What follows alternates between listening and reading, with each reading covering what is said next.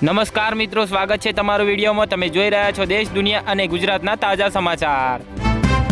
કોંગ્રેસને મોટો ઝટકો જોવા મળ્યો। રાજીનામું આપનારા આસામના પૂર્વ પ્રમુખ ભૂપેન બોરા ભાજપમાં જોડાયા। સોનું ઓલ ટાઈમ હાઈથી 36,000 તો ચાંદી 1.67 લાખ સસ્તી થઈ।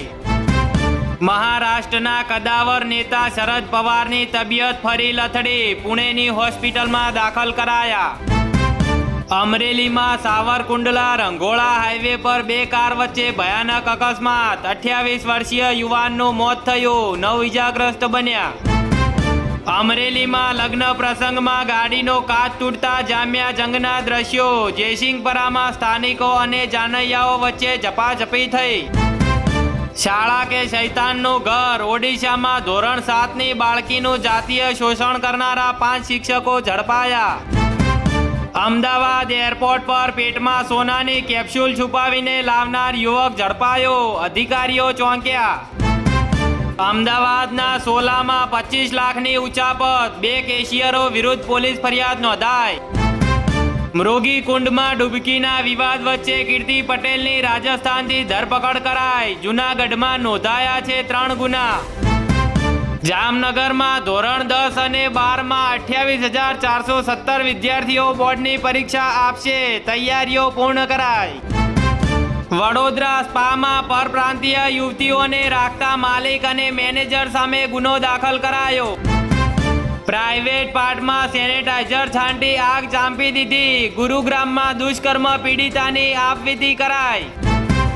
અમદાવાદમાં આઈસ્ક્રીમના કેરેટની આડમાં ચાલતી દારૂની હેરફેર ઝડપાઈ, લાખનો મુદ્દામાલ સાથે 3ની ધરપકડ કરાઈ। મહીસાગર પોલીસ ફરી વિવાદમાં, પીએસઆઈએ સરપંચના પતિને લાફો મારતા પાંડરવાડામાં જનાક્રોશ જોવા મળ્યો।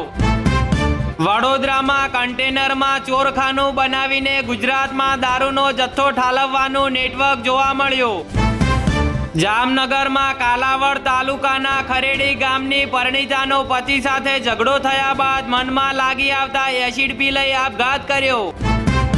જામનગર ખંભાળિયા હાઈવે પર ઠંડા પીણાની બોટલો ભરેલો ટેમ્પો પલટ્યો, રસ્તા પર કાચના ટુકડા વેરવિખેર થયા। ગુજરાત ભાજપના ધારાસભ્યો સાંસદોને રાષ્ટ્રીય અધ્યક્ષની ટકોર, ઘરે બેસીને નહીં લોકો વચ્ચે જઈને કામ કરો। મોરબીમાં વેપારીની હત્યાના વિરોધમાં સુરેન્દ્રનગરમાં સોની બજાર સજ્જડ બંધ કરાયો। ગુજરાતમાં નવા જૂનીના એંધાણ, કોંગ્રેસની કમાન સચિન પાયલટને સોંપાય તેવી શક્યતા જોવા મળે। અમદાવાદના બહેરામપુરામાં ખૂની ખેલ, 19 વર્ષના યુવાનની છરીના ઘા ઝીંકી હત્યા, 2 શખ્સ ઝડપાયા।